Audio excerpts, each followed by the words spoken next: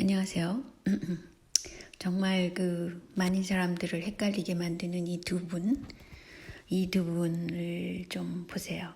노무현 대통령은 결국은 여러분 저를 버리셔야 합니다. 이렇게까지 얘기를 하신 분이에요.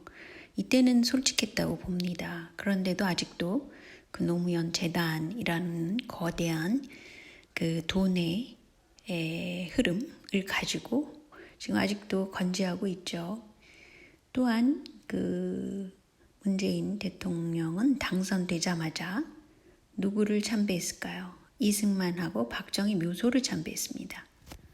그러면서 초당적인 협력을 합시다. 이런 식의 메시지도 내고 그랬던 사람이에요. 근데 지금에 와서 쫓기다가 보니까 지금 공격할 게 마땅한 게 없잖아요. 그래서 박정희나 이승만의 대척점에 쓰는 그런 역사에 기대는 그런 사람이 된 것 같습니다. 근데 이제 우선 부정투표에 관해서 조금 말씀드리면요. 제가 이제 이전에 동영상에도 말했잖아요. 뭐냐면, 김대중 정권 하에서 전자 개표기를 만들었단 말이죠. 누가 주문했냐면 김대중뿐 아니라 신건 박지원이 있었어요. 박지원, 이해찬 등의 주문을 받아서 부정 전자 개표기를 만들어서 부정선거를 하는데 일조를 했는데 그 방식이 점점 이제 개발돼 가지고 지금 현재 일어난 것은 문재인 정권 하에 일어난 부정선거는 가히 다양한 기술을 볼 때 이제껏 정권에서 있지 않던 그런 종합 선물 세트라고 볼 수 있습니다. 그래서 이것을 가지고 제가 김대중 정부를 비난하려고 일부러 그럴 사람이 아닙니다. 저는 어떤 정부를 일부러 비난하는 건 없어요. 단지 있는 그대로 팩트를 가지고 얘기할 뿐이죠. 그리고 지금 우선 이용수 할머니요. 이 이용수 할머니의 궁극적인 원하는 것은 뭐였냐면요. 보니까 한일 간의 학생들이 친하게 지내면서 역사를 배워야 한다. 그래야 진실을 알릴 수 있다. 이런 주장을 하시는 거예요. 이게 이분이 가장 원하는 것입니다. 중고등학교 때 이런 때도 있는 그대로의 역사를 배우게 해자 이런 뜻입니다. 근데 이분이 대단하신 분이더라고요. 93세 지금 되셨지만 말씀도 정확히 하시지만 경북대 법대에서 석사학위를 받으셨다고 그래요. 일부러. 왜냐하면 일본 법정에서 승소하기 위해서. 그래서 결국 승소를 끌어냈습니다. 그리고 또한 미국 의회에서 영어로 연설을 하셔가지고 위안부 관련법도 이끌어내신 분입니다. 그 주변에 도움을 준 사람이 몇이나 되겠습니까? 이런 할머니가 굉장히 이거는 똑똑한 생각을 하신 거예요. 무엇보다도 돈을 모아가지고 이 위안부 문제와 전혀 다른 시민단체들의 활동비로 쓰지 말고 또 임미향 그 사람 가족들을 위한 그런 자금으로 쓰지 말고 한일 간의 학생들에게 역사를 바르게 배우게 하자 이런 뜻이란 말이죠. 얼마나 고귀하고 올바른 생각이십니까? 저는 이분에 대해서 진짜 존경심이 마구 생기더라고요. 근데 결국은 이번에 부정선거를 확실히 했고 중요한 것은 이거 follow the party 아니겠어요. 그래서 이 이진법을 통해 가지고 변형을 했더니 결국은 중국 공산당을 따르라 이렇게 어떻게 이런 해킹 그룹도 분명히 공산당 그룹이었길래 이런 걸 남기죠. 진짜 어안이 벙벙합니다. 솔직히 이걸 봤을 때는.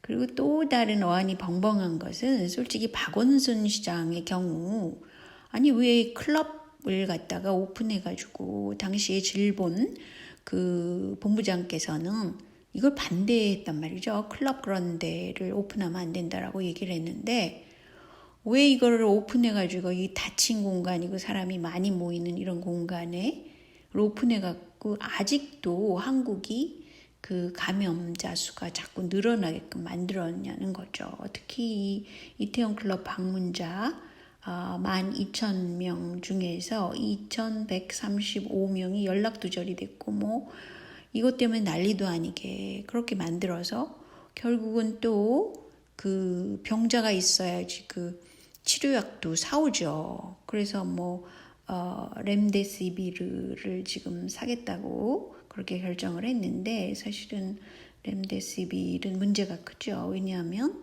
그 빌 게이츠가 자금을 지원한 그런 회사의 것을 지금 들여오도록 그렇게 결정을 했나 보던데요. 그런데 이제 여지껏 지금까지 얘기한 것은 그냥 오늘 제가 주요한 뉴스로 그냥 다루려고 했고요. 지금부터 이제 묵직한 얘기를 하려고 그러는데 그것은 말이죠. 트럼프가 정부가 들어서자마자 뉴욕타임즈에서 인터뷰를 통해 가지고 뭐라 그랬냐면요. 일본과 한국이 그 북한이나 중국으로부터 자국을 보호하기 위해서 자체적인 무기 개발을 보유하고 개발하는 것에 자신은 오픈돼 있다. 열린 생각을 갖고 있다. 이렇게 말을 했어요. 그것은 한국과 일본이 미국의 핵 우산에 기대는 것보다 낫다고 생각한다. 라고 얘기를 했단 말이죠. 굉장히 전향적인 얘기죠.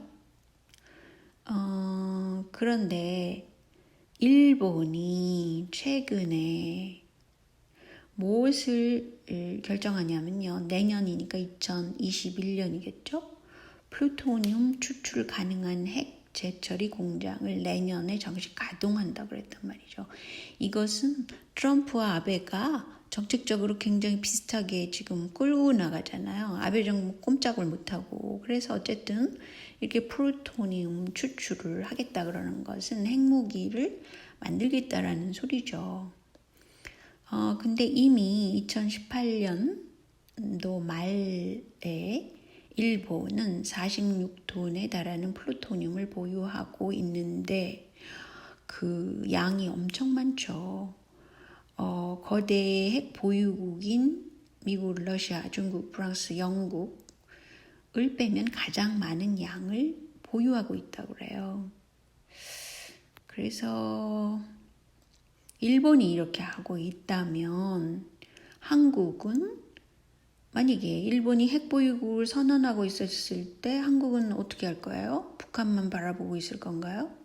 그리고 한국이 핵무기를 독자적으로 만들어야 되지 않겠느냐라는 문제가 미국의 2020년도 5월달 뉴스예요. 입법 보조기관 중에 하나인 의회조사국 CRS라고 그러는데요. 한국이 독자적으로 핵무장을 스스로 할 수 있다라고 주장을 했다는 거예요. 만약에 한국이 미국의 핵 우산에 자신이 신뢰가 없다면 뭐 이런 단서를 달아서 그랬다는데 이것은 일본과 한국으로 하여금 핵무기를 가지면 오히려 그 북한에 대해서도 걱정할 필요가 없을 뿐더러 대중국전에서도 유리한 것이 아니겠냐 이런 걸 얘기를 한 것 같아요. 근데 이제 그동안 그 박정희 이 대통령 때 핵무기를 엄청 갖고 싶어 했는데 그것을 방해한 것이 미국이었다고 그러잖아요. 그런데 그럼에도 불구하고 지금 시간이 흘러 트럼프가 이렇게 전향적인 생각을 함에 따라서 미 의회까지도 그것을 트럼프로서는 지금 굉장히 그 미국 하나를 건강한 나라, 그냥 보통 나라로 만들려고 하는데 그것도 굉장히 힘든 거죠. 왜냐하면 미국이라는 나라는 사실은 수입을 많이 해야 되고 수출을 적게 하는 그런 구도로 가면서 그 달러가 국제 그 화폐로 그 축이 되는 그런 화폐라고 그러죠. 그렇기 때문에 미국은 사실은 앉아서 무역에서 적자를 본다든가 그런 문제를 조정하기가 상당히 힘들어요. 그리고 달러도 그 가치를 100 가까이 항상 유지를 하려고 그러고 그런 입장에 있기 때문에 그 달러가 전체 전 세계에 유통되는 그런 화폐라는 것이 반드시 그게 플러스 요인만 있는 것은 아니라고 봅니다. 트럼프도 이 부분을 몇 번 얘기를 하더라고요. 뭐라 그랬냐면 그래서 다른 나라들은 수출을 마음대로 해서 돈을 마음대로 벌어들이고 있는데 미국은 오히려 그렇게 하지 못하고 있습니다. 라는 식으로 당신들은 미국의 수혜를 많이 받잖냐 이런 식으로 얘기를 하는 것도 바로 이런 점입니다. 그래서 그런 점이 있다는 거. 그래서 이제 핵무기 개발을 해야 된다라는 쪽으로 얘기하는 그런 한국의 보수당의 정치인들이 몇 명 있잖아요. 이런 분들은 이런 것을 있는 그대로 생각할 필요가 있다고 봅니다. 그리고 현재 이제 개헌연대라는 것이 2016년도 12월에 있었다고 그래요. 그래서 여기에 주요 인물을 보면은요, 김종인, 박지원, 김무성이 조선일보 보도에 따르면 서로 자주 연락하면서 개헌연대를 물밑작업했다고 그럽니다. 그렇기 때문에 이것은 상당히 오래된 생각이라는 거죠. 자, 오늘은 여기까지만 할까요? 네, 안녕히 계세요.